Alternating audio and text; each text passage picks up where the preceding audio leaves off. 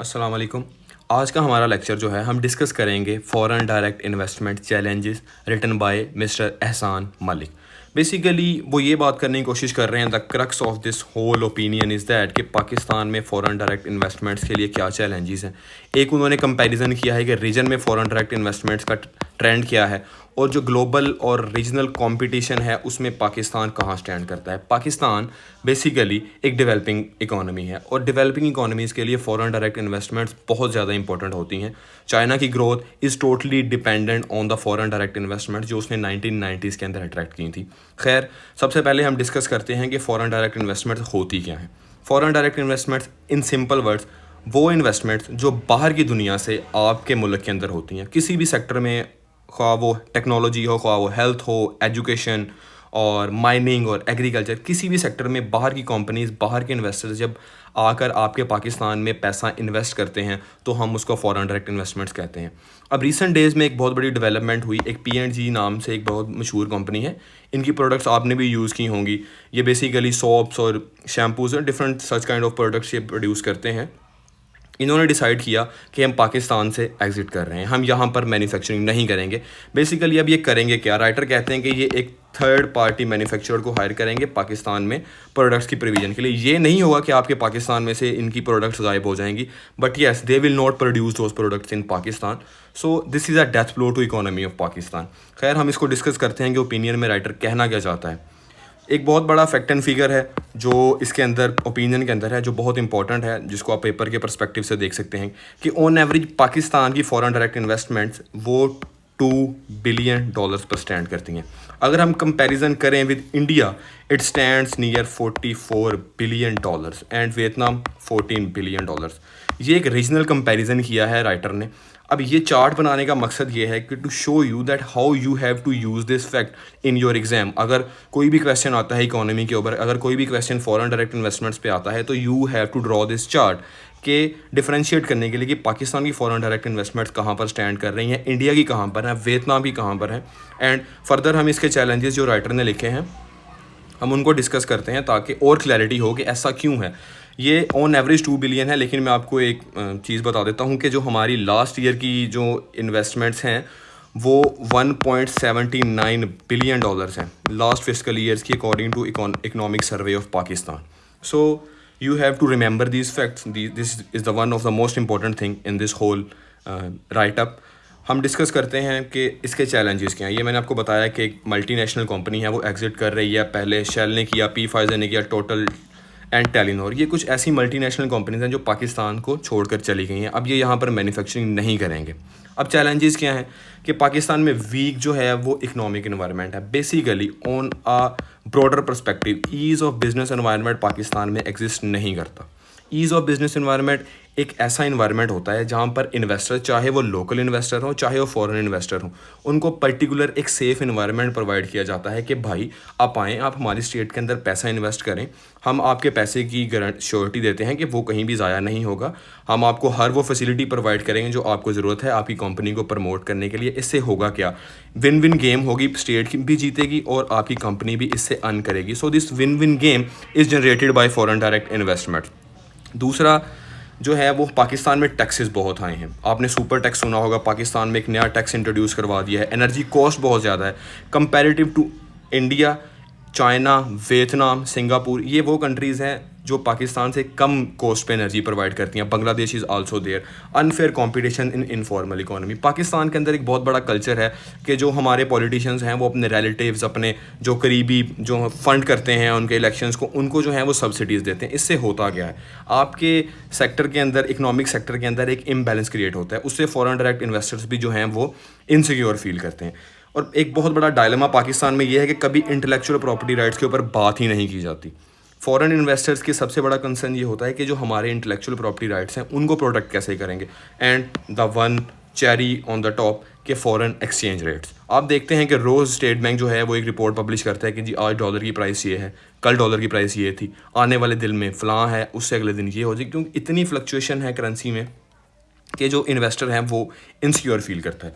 अब राइटर ने तो कुछ चैलेंजेस लिख दिए, लेकिन कुछ चैलेंजेस जो हैं वो मैं खुद डिस्कस करना चाहता हूँ। इसमें सबसे बड़ा चैलेंज है सिक्योरिटी का। चाइना जैसी स्टेट जो पाकिस्तान की सबसे फ्रेंडली स्टेट मानी जाती है, वो पाकिस्तान को बारहा ये कह रही है कि भाई हमारे इन्वेस्टर सिक्योर नहीं है पाकिस्तान के अंदर। बशाम में अटैक हुआ चाइनीज़ इंजीनियर्स के ऊपर, कराची में आए दिन अटैक होते हैं चाइनीज़ जो इन्वेस्टर्स हैं उनके ऊपर। So security concern is there. The other one is lack of talent in Pakistan. Unfortunately हमारा 62% यूथ बल्ज तो है, लेकिन उसमें से टैलेंटेड कितना है, स्किल्ड कितना है। द क्वेश्चन इज़ दैट कि उसमें से लोग स्किल्ड कितने हैं। आपके यहाँ पर कंप्यूटर प्रोफेशनल्स हैं लेकिन उनके पास मॉडर्न स्किल्स नहीं है। आपके पास यहाँ पे बायोटेक्नोलॉजी को लेके प्रोफेशनल्स तो हैं लेकिन उनके पास मॉडर्न स्किल्स नहीं है। जो स्किल गैप है वो भी एक बहुत बड़ा चैलेंज है आपकी फॉरेन डायरेक्ट इन्वेस्टमेंट्स को अट्रैक्ट करने के लिए। And the one and the last that is lack of technological advancement in Pakistan. Without technological advancement आप फॉरेन डायरेक्ट इन्वेस्टर्स को नहीं लेके आ सकते। Modern era is the era of technology. अगर आप मॉडर्न टेक्नोलॉजी, डिजिटल डिवाइड्स हैं जो हैं वो पीटीए की एक रिपोर्ट है कि आपके रूरल एरियाज़ में ऑलमोस्ट 22 to 25% लोगों के पास बस असेस है जो हैं वो डिजिटल एसेट्स तक। तो ये डिजिटल डिवाइड्स जो हैं ये बहुत बड़ा एक हर्डल है आपकी फॉरेन डायरेक्ट इन्वेस्टमेंट्स को अट्रैक्ट करने के लिए। देयर आर मल्टीपल रीजंस जो कि क्रिएट करते हैं हर्डल फॉरेन डायरेक्ट इन्वेस्टमेंट्स के लिए। कुछ पॉलिटिकल भी हैं, उनको भी हम डिस्कस कर लेते हैं। रेड टेपिज्म है, करप्शन है, and one the most important policy inconsistency. क्योंकि अगर पॉलिसीज़ ही कंसिस्टेंट नहीं होगी पाकिस्तान में तो भाई इन्वेस्टर्स कैसे आपके ऊपर ट्रस्ट करेंगे। राइटर्स जो हैं फॉरेन डायरेक्ट इन्वेस्टमेंट्स पे लिखी जा रहे हैं, बट मेरा कंसर्न ये है कि जो डोमेस्टिक इन्वेस्टमेंट्स हैं उनके ऊपर तो कोई बात नहीं कर रहा। इंटरलूप एक बहुत बड़ा प्रोड्यूसर है हाउसरी प्रोडक्ट्स का, पाकिस्तान का लोकल, वो छोड़ के बांग्लादेश जा रहा है, इसके ऊपर कोई बात नहीं कर रहा। डायलमा ये है कि हमारे राइटर्स भी जो हैं बस उसी के ऊपर फोकस करते हैं जो ट्रेंडिंग होता है, बट द रियल इश्यूज आपके ग्रास रूट लेवल पे आपके डोमेस्टिक इन्वेस्टमेंट्स को भी चैलेंजेस हैं। So we have to end these challenges. हम डिस्कस करते हैं कि राइटर ने आगे इसमें क्या लिखा है। सो कुछ बेनिफिट्स होते हैं जब फॉरेन डायरेक्ट इन्वेस्टमेंट्स आती हैं किसी भी डेवलपिंग इकोनॉमी के लिए, particularly one economy like Pakistan. Foreign direct investment जो होते हैं वो लाइफ ब्लड होते हैं, क्योंकि ये आपकी इकोनॉमी को स्ट्रेंथन करते हैं। होता क्या है, जब कोई भी टेक्नोलॉजिकल कंपनी आएगी ना तो वो अपनी टेक्नोलॉजी साथ लेके आएगी। दूसरा होगा क्या, आपके लोकल टैलेंट को पॉलिश किया जाएगा। आपका जो टैलेंट है, यूथ है, 62% यूथ है, लेकिन मसला ये है कि उनके टैलेंट को पॉलिश नहीं किया जा रहा पाकिस्तान के अंदर। राइटर का ये कंसर्न है कि जब फॉरेन डायरेक्ट इन्वेस्टमेंट्स नहीं आएंगी तो फिर जो आपके यूथ पल जो है इसके टैलेंट को पॉलिश कैसे करेंगे। आपके एजुकेशन सिस्टम तो पहले इसके ऊपर कोई काम नहीं कर रहा। अब एक पॉइंट जो राइटर ने इसमें लिखा है, रीजनल कॉम्पिटिशन।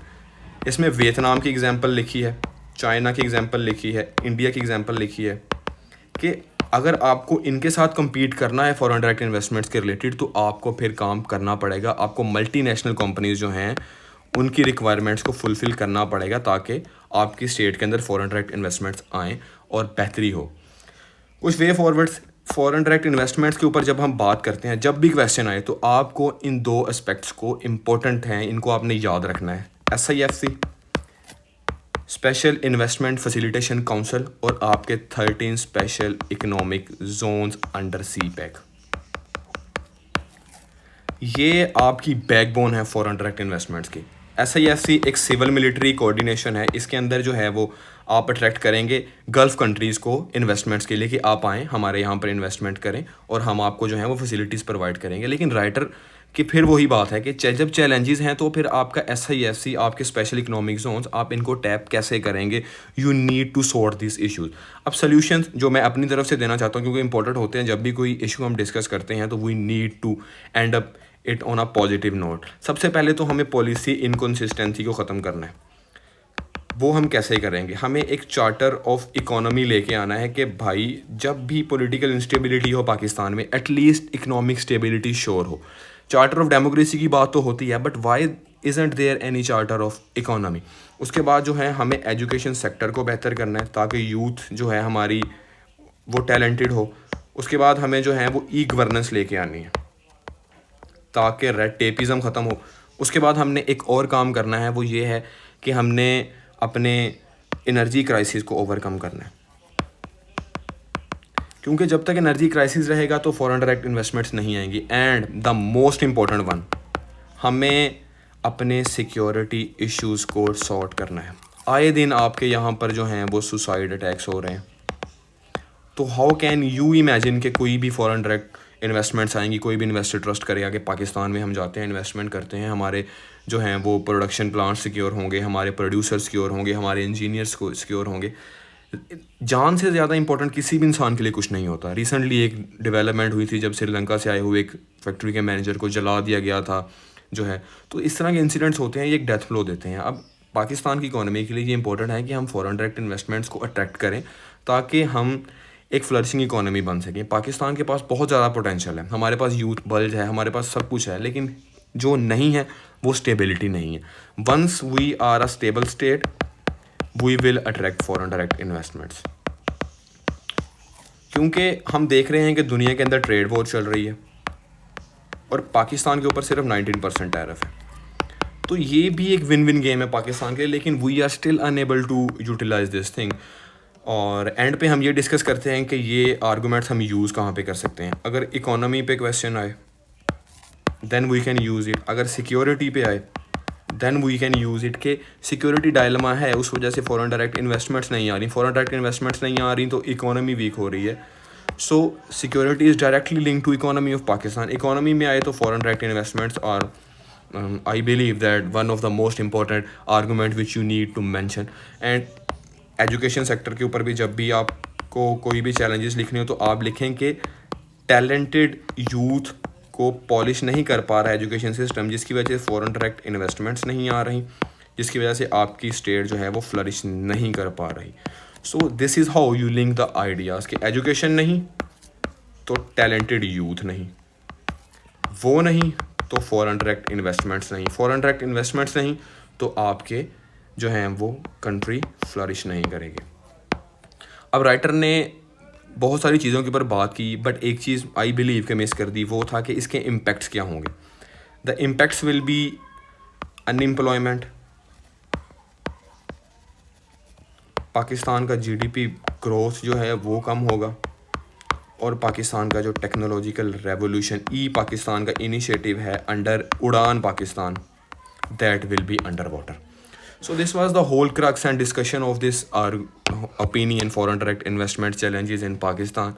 और मैंने आपको ये भी बताया कि इसको हम यूज़ कैसे करेंगे, इसकी यूटिलाइजेशन क्या है, and what are the positives and negatives. And hope so you enjoyed the lecture and see you next time.